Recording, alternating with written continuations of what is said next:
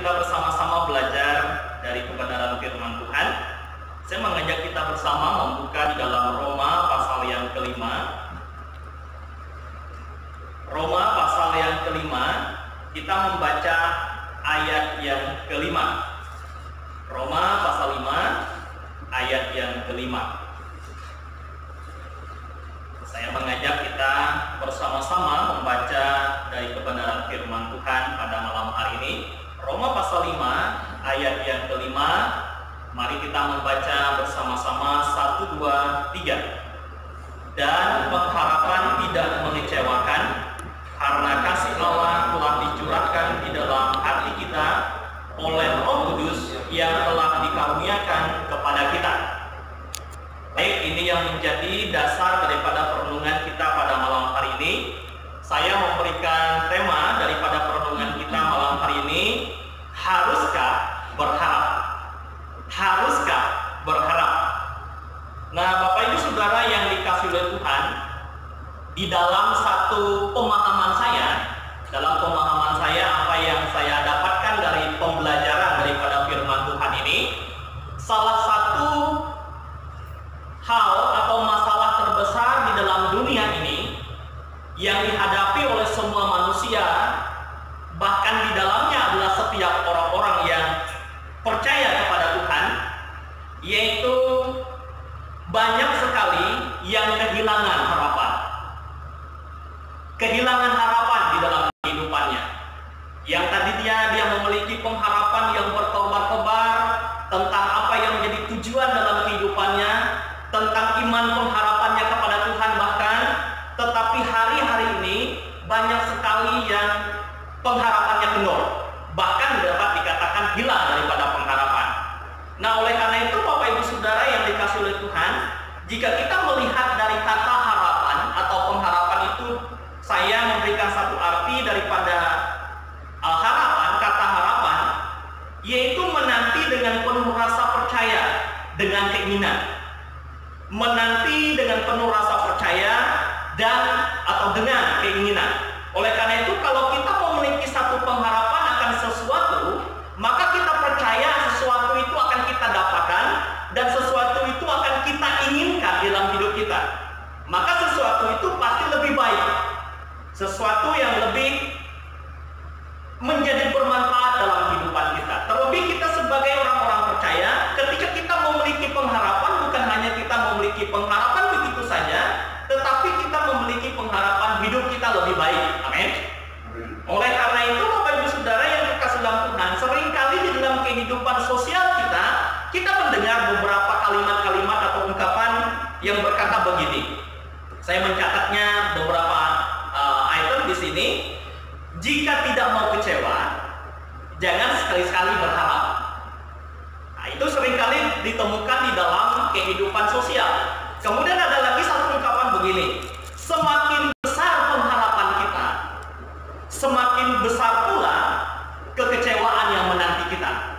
Nah, bukankah ini filsafat atau suatu ungkapan-ungkapan di dalam dunia sosial atau di dalam kita bersosialisasi yang sering kita dengar, bahkan mungkin pernah kita ungkapkan di dalam interaksi sosial kita. Kemudian ada lagi, percuma berharap jika ujung-ujungnya kecewa. Nah, seringkali ada ungkapan-ungkapan yang demikian. Sebenarnya tidak ada PHP atau pemberi harapan palsu di dalam dunia ini. Yang terlalu berharap itu adalah diri kita sendiri. Nah, itu juga ada ungkapan yang demikian. Nah, seringkali hal-hal yang demikian, perkataan-perkataan yang demikian melemahkan daripada pengharapan kita, yaitu pengharapan yang pasti. Oleh karena itu, satu pertanyaan bagi kita bersama tentang haruskah kita berharap, bagaimana cara pandang kita sebagai orang percaya tentang pengharapan. Oleh karena itu, melalui kebenaran firman Tuhan pada malam hari ini, saya mengajak kepada kita melihat dua hal yang perlu kita pelajari bersama-sama. Yang pertama, bagaimana cara pandang kita sebagai orang percaya tentang pengharapan. Yang pertama, kita melihat soal berharap itu pada dasarnya bergantung kepada di mana kita meletakkan atau di mana kita menggantungkan pengharapan kita. Jika kita menggantungkan atau menaruh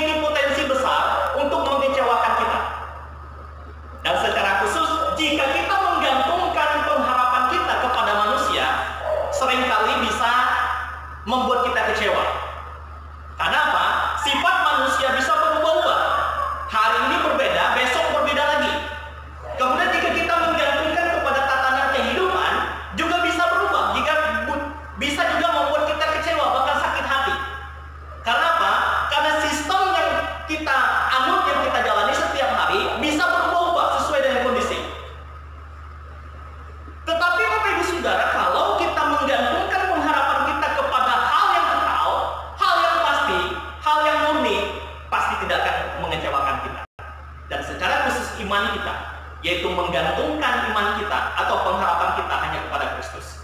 Saya percaya bahwa Kristus tidak pernah mengecewakan kita. Amin. Allah di dalam Yesus Kristus tidak pernah mengecewakan kita. Bahkan Dia selalu menguatkan kita untuk kita memiliki pengharapan. Oleh karena itu, haruskah kita sebagai orang percaya memiliki pengharapan? Harus. Tidak seperti yang dikatakan dunia seperti tadi, yang interaksi sosial kita. Kita mengharapkan sesuatu, nanti ujungnya kecewa. Ngalir sajalah biar tidak kecewa pada ujungnya. Tetapi ketika kita memiliki pengharapan dan pengharapan kita itu diletakkan kepada dasar yang tepat, dasar yang benar, maka pengharapan itu yang mengubah cara pandang kita untuk terus hidup bertekun dan taat kepada Allah. Sebab kita percaya bahwa Allah yang punya segala kehidupan kita dan apa yang ada dalam hidup kita. Oleh karena itu, ketika kita meletakkan iman kita kepada iman yang tepat, yaitu di dalam dasar Tuhan Yesus Kristus, maka Yesus tidak akan pernah mengecewakan kita. Karena Dia sudah terbukti memberikan nyawanya bagi kita, memberikan hidupnya kepada kita. Maka dikatakan di dalam ayat yang ke-6, karena waktu kita masih lemah, Kristus telah mati untuk kita, orang-orang durhaka pada waktu yang ditentukan oleh Allah. Sebagaimana Kristus mati untuk kita,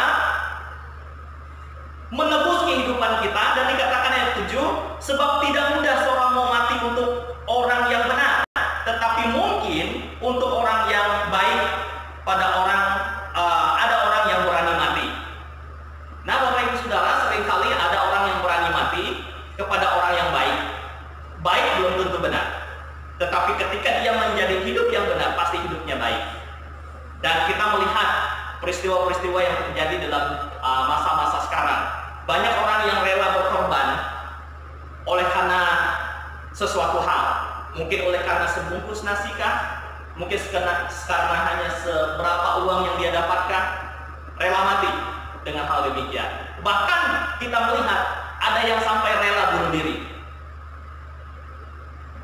Tetapi hal yang sia-sia. Nah, Bapak Ibu Saudara yang dikasihi oleh Tuhan, ketika kita meletakkan pengharapan kita di hadapan Tuhan, maka pengharapan itulah yang pasti dalam hidup kita, yang tidak pernah mengecewakan kita. Dan kita selalu bersyukur kepada Tuhan, sebab Tuhan memampukan kita. Dikatakan dalam ayat yang kita baca yang kelima, dan pengharapan tidak mengecewakan, yaitu pengharapan yang kita letakkan di dalam Kristus. Karena kasih Allah telah dicurahkan dalam hati kita. Kasih Allah telah dicurahkan dalam hati kita. Roh Kudus telah diberikan kepada kita. Dan Roh Kudus itulah yang memampukan kita untuk kita taat, untuk kita setia di dalam pengharapan kita. Maka dikatakan ada iman, pengharapan, dan kasih. Dan dikatakan di dalam 1 Korintus 13 ayat 13, maka kasihlah yang lebih besar daripada semuanya. Tetapi iman, pengharapan, dan kasih adalah dasar daripada kehidupan Kristen. Dan oleh karena itu sangat penting sekali bahwa kita meletakkan dasar iman kita atau pengharapan kita itu kepada dasar yang benar, dasar yang tepat. Karena kalau kita meletakkan kepada dasar yang bisa berubah-ubah, maka kemungkinan besar kita akan dikecewakan oleh pengharapan kita yang tidak pasti. Tetapi ketika kita meletakkan kepada pengharapan yang pasti dalam Yesus Kristus, kita percaya bahwa Dia tidak pernah mengecewakan kita. Oleh karena itu, Bapak Ibu Saudara, bagian yang pertama, letakkanlah dasar yang baik atau pengharapan yang baik, yang kekal, yang pasti, yaitu di dalam Tuhan kita Yesus Kristus. Yang kedua, bagi orang percaya harus memiliki pengharapan. Sekali lagi, bagi orang percaya harus memiliki pengharapan. Karena apa? Pengharapan bagi orang percaya itu tidak mengecewakan. Saya mengajak kita sekali lagi membaca Roma pasal 15. Roma pasal 15 ayat yang ke-13. Saya mengajak kita juga bersama-sama membaca dari firman Tuhan ini. Roma 15 ayat yang ke-13. Itu ada satu doa atau satu pengharapan yang diberikan, yang dicatat oleh Paulus, yang diungkapkan oleh Paulus dalam bagian ini. Roma 15 ayat yang ke-13 kita baca bersama-sama 1, 2, 3. Semoga Allah sumber pengharapan memenuhi kamu dengan segala sukacita dan damai sejahtera dalam iman kamu, supaya oleh kekuatan berlimpah dalam pengharapan. Nah, Bapak Ibu Saudara, bagian yang kedua, kita harus memiliki pengharapan dalam hidup kita yang tadi diletakkan pada dasar yang tepat, yang benar. Kenapa?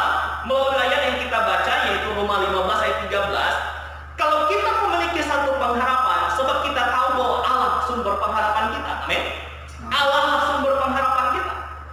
Tidak ada sesuatu yang terjadi di luar Allah, kehendak daripada Allah. Oleh karena itu, apa yang terjadi dalam kehidupan kita itu tentu adalah seizinnya daripada Allah itu sendiri.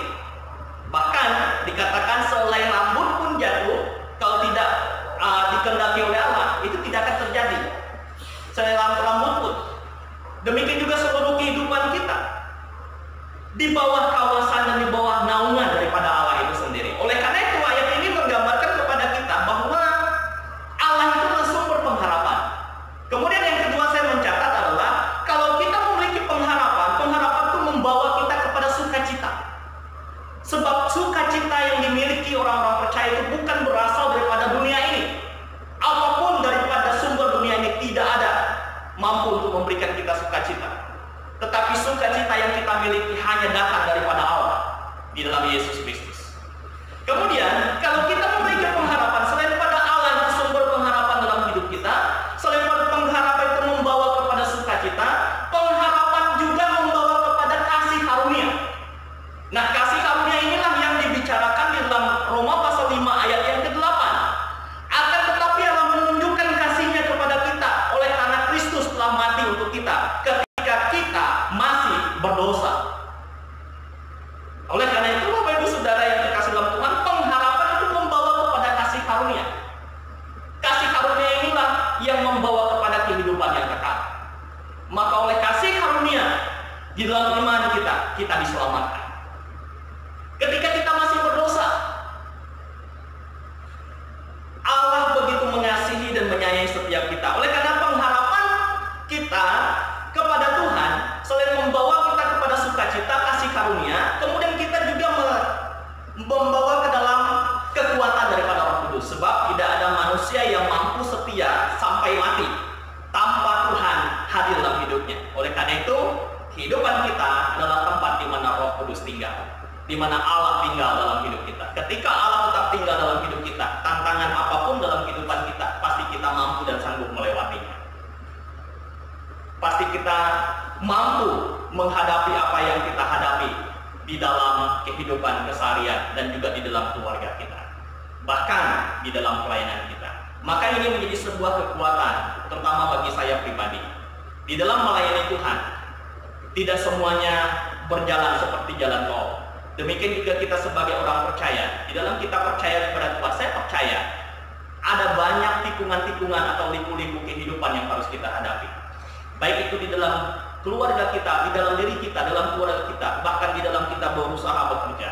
Tetapi ketika kita tetap menaruh pengharapan kita, Roh Kudus kuatkan kita untuk selalu memberikan sukacita kepada kita, untuk kita selalu berada dalam kasih karunia. Oleh karena itu, perenungan bagi kita bersama-sama pada malam hari ini. Yang pertama, jangan berhenti berharap kepada Tuhan. Semasa kita masih ada dalam dunia ini, menikmati hidup dalam dunia ini, jangan berhenti berharap kepada Tuhan. Karena pengharapan kita di dalam Tuhan tidak akan pernah mengecewakan. Firman Tuhan katakan yang kita baca malam hari ini. Dan yang kedua, perenungan kita bersama-sama, letakkan pengharapan hanya di dalam Tuhan Yesus Kristus.